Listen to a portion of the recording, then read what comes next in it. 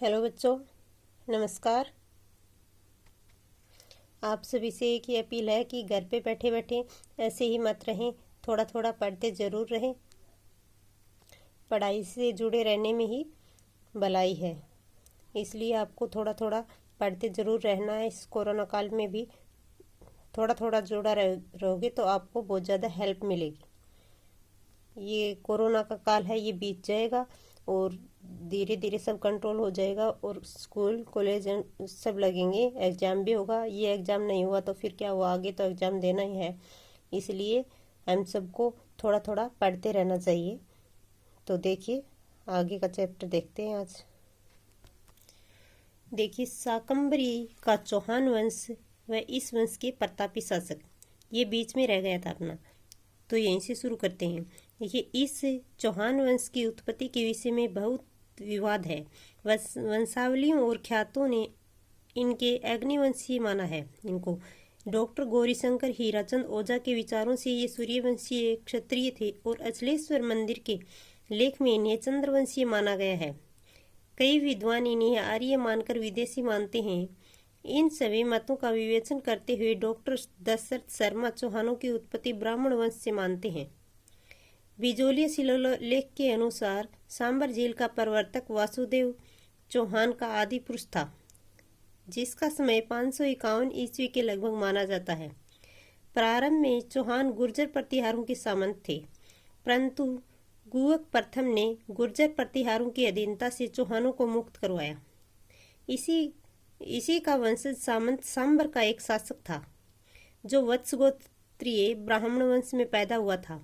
वाक्यपति राज चौहानों का शक्तिशाली शासक हुआ, जिसने प्रतिहारों को परास्त कर अपनी शक्ति का परिचय दिया।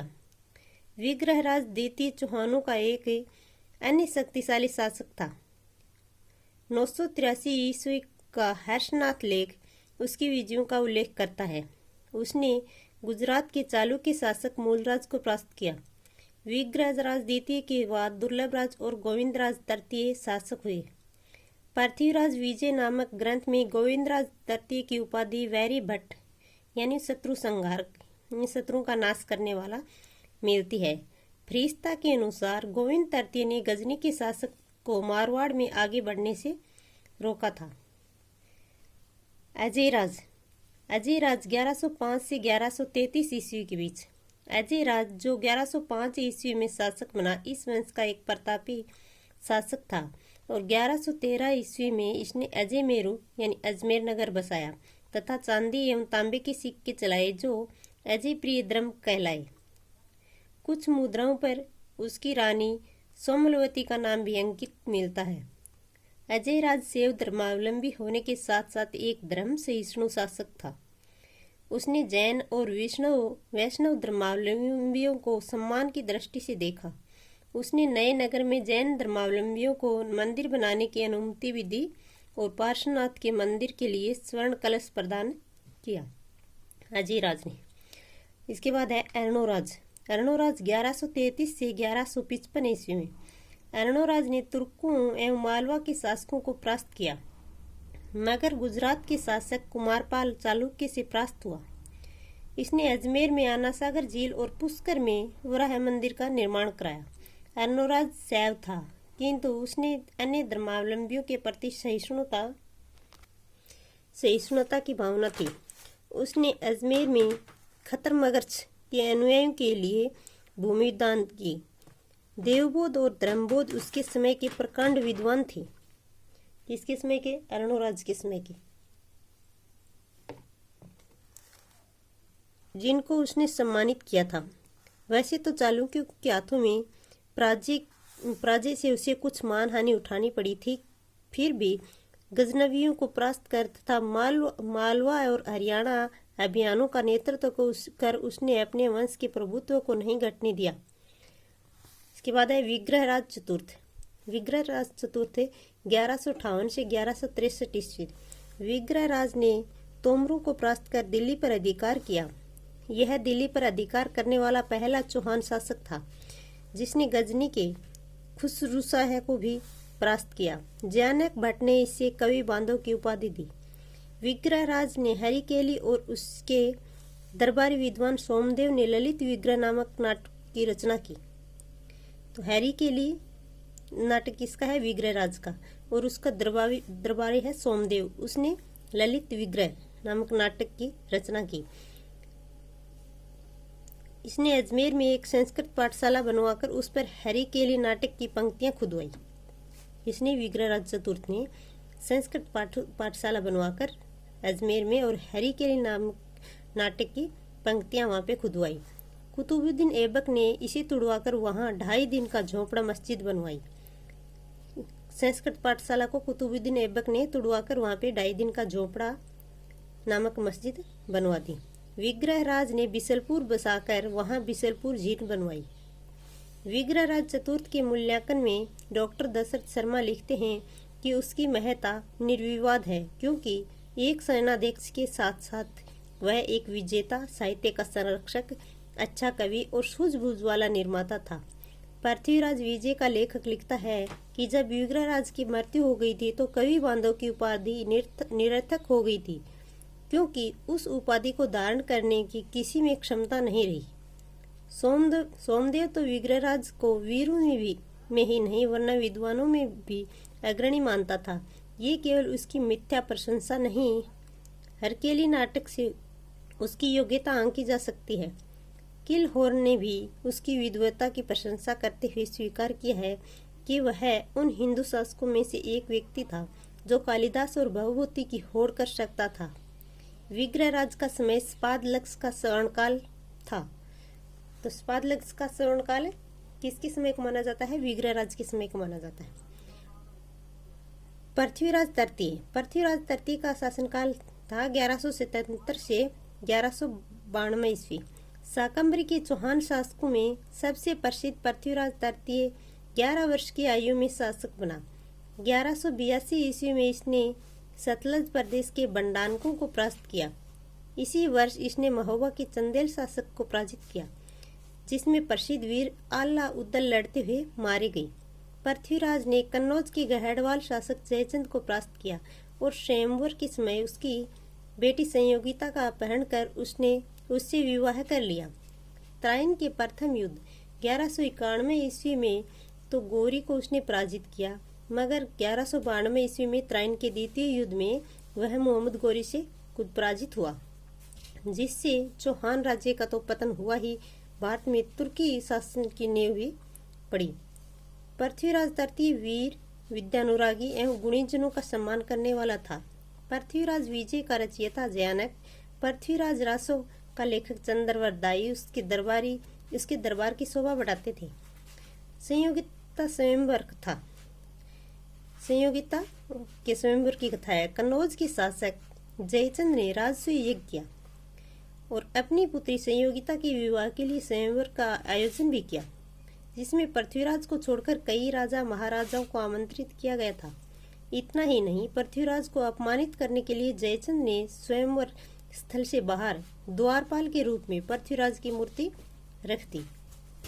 संयोगिता एवं पृथ्वीराज एक दूसरे को मन से चाहते थे, अतः संयोगिता वरमाला लेकर एक एक राजा महाराजा को देखती हुई आगे बढ़ती जा रही थी।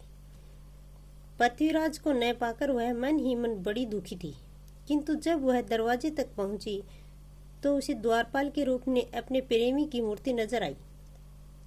उसने माला उस मूर्ति के गले में डाल दी। उस समय तक पृथ्वीराज भी वहां पहुंच चुका था। उसने संयोगिता को वहां से अपने साथ लेकर अजमेर की ओर प्रस्थान किया और चौहान सैनिकों ने गहड़वालों को उसका पीछा करने से रोका।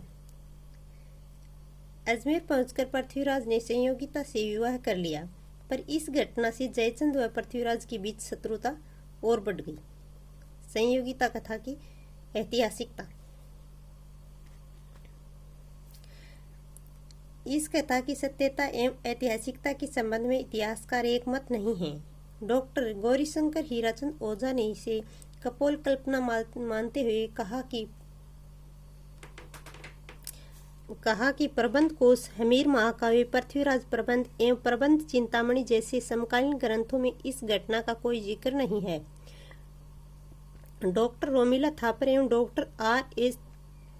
त्रिपाठी ने भी इसे सही नहीं माना। समकालीन फारसी तवारीखों में इस घटना का वर्णन नहीं मिलता है, किंतु अबुल फजल ने इसका वर्णन अवश्य किया है। डॉक्टर दशरथ शर्मा ने बताया है कि हमीर महाकाव्य तथा रंभामंजरी में ढेर सारी गलतियां हैं तथा इनमें वर्णन न मिलने से सारी घटना को ही काल्पनिक मान लिया जाए, यह उचित नहीं है। उन्होंने घटना की सत्यता को स्वीकार करते हुए बताया कि प्रेम जीवन का एक अंग है और वह सत्य एवं वास्तविक है, अतः यह घटना घटी हो तो कोई आश्चर्य नहीं है। सीवी वैद्य एवं डॉक्टर गोपीनाथ शर्मा ने भी इसे स्वीकार किया है। इस प्रकार संयोगिता अपहरण की घटना में कोई संदेह नहीं रह जाता है। सदियों से चली आ रही इस कथा में समय के साथ उतार चढ़ाव या अतिशयोक्तिपूर्ण वर्णनों का आना स्वाभाविक है, किंतु इससे इस घटना की सत्यता पर शंका करना उचित प्रतीत नहीं होता। तो आगे देखिए, रणथंभौर का चौहान वंश व इस वंश के प्रतापी शासक। रणथंभौर के चौहानों के बारे में, रणथंभौर के चौहान वंश का संस्थापक गोविंदराज 1194 ईस्वी में पृथ्वीराज तृतीय का पुत्र था, जो उसके उत्तराधिकार क्रमशः वाल्हण, प्रहलादन और वीर नारायण थे। वीर नारायण का संघर्ष इल्तुतमिश से हुआ, जिसमें उसकी मृत्यु हो गई थी। उसके उत्तराधिकारी वाघभट ने भी दिल्ली में भेजे गए तुर्क अधिकारियों से अपने पैतृक राज्य को बचाया। उसके पुत्र जैत्र सिंह ने नासिरुद्दीन द्वारा भेजी गई सेना को रणथंभौर नहीं जीतने दिया, परंतु उसे कर देने के लिए विवश होना पड़ा। अमीर का शासनकाल है 1282 से 1301 ईस्वी। 1282 ईस्वी में हमीर ने अपने राज्यारोहण के बाद दिग्विजय की नीति अपनाई। आबू, काठियावाड़, पुष्कर, चंपा, धार आदि राज्यों को इसने अपनी अधीनता स्वीकार करने के लिए बाध्य किया एवं मेवाड़ के शासक समर सिंह को परास्त किया। 1291 ईस्वी में जलालुद्दीन खिलजी ने रणथंभौर पर आक्रमण किया, मगर उसे सफलता नहीं मिली। अमीर के मंगोल विद्रोही थे मोहम्मद साहब के हेब्रू को, अमीर के नहीं थे, ये अलाउद्दीन के थे। मोहम्मद साहब के हेब्रू को शरण देने से दिल्ली का सुल्तान अलाउद्दीन खिलजी हमीर से नाराज हो गया, क्योंकि ये अलाउद्दीन खिलजी के शत्रु थे। इनको हमीर ने शरण दे दी थी। हमीर ने जब विद्रोहियों को लौटाने से इनकार कर दिया, तब 1299 ईस्वी में उसे खिलजी के आक्रमण का सामना करना पड़ा, मगर तुर्क सेना को उसने पराजित कर दिया। 1301 ईस्वी में अलाउद्दीन स्वयं सेना लेकर रणथंभौर आया, मगर जब युद्ध में उसे सफलता नहीं मिली तो उसने छल कपट का सहारा लिया। अलाउद्दीन ने हमीर के सेना नायक रणमल और रत्तीपाल को किला देने का लालच देकर अपनी ओर मिला लिया। इनके विश्वासघात के कारण किले पर तुर्कों का अधिकार हो गया। यानी अलाउद्दीन ने, जो अमीर के सेनापति थे रणमल और रत्तीपाल, इसको लालच दे दिया इनको कि ये कल किला जीतने के बाद मैं आपको सौंप दूंगा। तो इनके विश्वासघात के कारण किले पर तुर्कों का अधिकार हो गया। तो इसने गुप्त रास्ता बता दिया इन्होंने अलाउद्दीन को।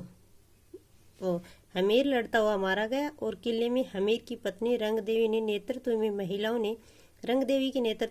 ने जोहर कर लिया। हमीर वीर, उदार एवं शरणागत की रक्षा करने वाला शासक था। नयनचंद्र सूर्य के हमीर महाकाव्य, जोधराज के हमीर रासो एवं चंद्रशेखर के हमीर हट नामक ग्रंथों में हमीर के शौर्य की जानकारी मिलती है। आज भी जनमानस में हमीर के लिए यह दोहा प्रसिद्ध है कि सिंह सवन सत्पुरुष वचन, कदली फले एक बार, तिरिया तेल हमीर हट चढ़े ने जुद्दू जी बार। आगे देखिए, जालोर का चौहान वंश व इस वंश के प्रतापी शासक। तो जालोर के चौहान वंश के प्रतापी शासक देखिए, जालोर मध्यकालीन इतिहास में अपना एक विशिष्ट स्थान रखता है।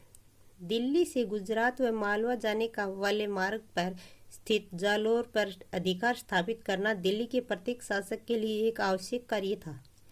दिल्ली सल्तनत 1206 से 1526 ईस्वी के समय जालोर पर चौहानों का अधिकार था। जालोर के इस चौहान वंश का संस्थापक कीर्तिपाल था, जिसने 1181 ईस्वी में इस राजवंश की नींव डाली। कान्नड़देव 1305 से 1311 ईस्वी तक। कान्नड़देव जालोर के चौहान शासकों में सर्वाधिक शक्तिशाली था। अलाउद्दीन खिलजी की सेना के गुजरात आक्रमण के समय रास्ता देने को लेकर कान्नड़देव एवं अलाउद्दीन खिलजी के मध्य विवाद हुआ और 1305 ईस्वी में सुल्तान अलाउद्दीन खिलजी ने सेनानायक एन उल मुल्क मुल्तानी को सेना सहित जालोर भेजा। वह कान्नड़देव को समझा बुझाकर दिल्ली ले आया। दिल्ली दरबार का माहौल कान्नड़देव के स्वाभिमान के विरुद्ध था। कान्नड़देव दिल्ली दरबार से चला आया वापिस, जिसके बाद कान्नड़देव व अलाउद्दीन के बीच संघर्ष हुआ। नैन सिंह ने युद्ध का कारण कान्नड़देव के पुत्र वीरमदेव द्वारा सुल्तान की पुत्री फिरोजा से विवाह करने से इनकार करना बताया है। 1308 ईस्वी में सुल्तान ने जालोर के शक्तिशाली किले सिवाना पर अधिकार कर लिया और उसका नाम खैराबाद रखा तथा कमालुद्दीन गुरुग को वहां का प्रतिनिधि नियुक्त किया। 1311 ईस्वी में अलाउद्दीन ने जालोर पर घेरा डाला, लेकिन सुल्तान को सफलता नहीं मिली। अंत में कान्नड़देव के एक दहिया सरदार बिक्का की विश्वासघात के कारण दुर्ग पर अलाउद्दीन का अधिकार हो गया। कान्नड़देव लड़ता हुआ मारा गया और किले की महिलाओं ने जौहर किया। अलाउद्दीन ने जालोर जीतकर उसका नाम जलालाबाद रख दिया। तो अलाउद्दीन ने जालोर जीतने के बाद उसका नाम क्या रखा? जलालाबाद। तो बच्चों, आज के लिए इतना ही, लेकिन आपसे मेरी एक ही अपील है कि आप थोड़ा थोड़ा पढ़ते ज़रूर रहें। तो ये छोटे छोटे वीडियो हैं, इनको देखते रहें और आपके साथी जितने भी हैं उनके पास शेयर ज़रूर करें और सब्सक्राइब और लाइक ज़रूर करें। Thank you. अपना ख्याल रखें, घर पे रहें। Thank you.